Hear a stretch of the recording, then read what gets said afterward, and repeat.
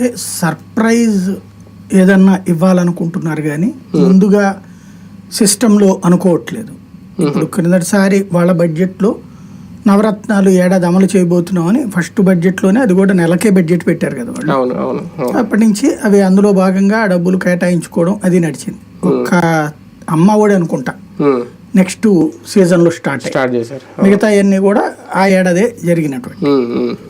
అయితే అప్పటికేంటంటే అసలు ఒక సిస్టమ్ లేదు, డేటా లేదు ప్రభుత్వం దగ్గర. ప్రతి ఇంటి డేటా ఎక్కడ ఉందని సచివాలయం, ఒక వాలంటీర్ సిస్టమ్ ఇవన్నీ పెట్టుకురావడానికి. ఇవాళ అయితే డేటా అంతా క్లియర్గా ఉంది, ఏంటి అనేది సచివాలయాల దగ్గర పూర్తి డేటా ఉంది. కానీ అది వైసీపీ డేటా, దీన్ని వాళ్ళు యాక్సెప్ట్ చేయరు. అంటే పార్టీ కాదు కదా, అది ప్రభుత్వపు డేటా. అదే వైసీపీ ప్రభుత్వ డేటా కింద ఏముంది, కావాలని నువ్వు యాడ్ చేసుకోవాలి. ఎవడైనా ఇప్పుడు జనాభా లెక్కలు మోడీ చేశాడు కాబట్టి కాంగ్రెస్ కి పడదు, నేను మళ్ళీ చేస్తాను అనుకుంటే ఏం ప్రయోజనం? అంటే వైసీపీ సానుభూతి పరులకు ఎక్కువ మందికి పింఛన్ ఇచ్చేసారని కదా ఇప్పుడు వీళ్ళు చెప్తున్నారు. పింఛన్ ఇవ్వడం అనేది ప్రభుత్వం యొక్క విధాన నిర్ణయం, అంతే తప్పించి డేటా ప్రభుత్వ విధాన నిర్ణయం కాదు కదా.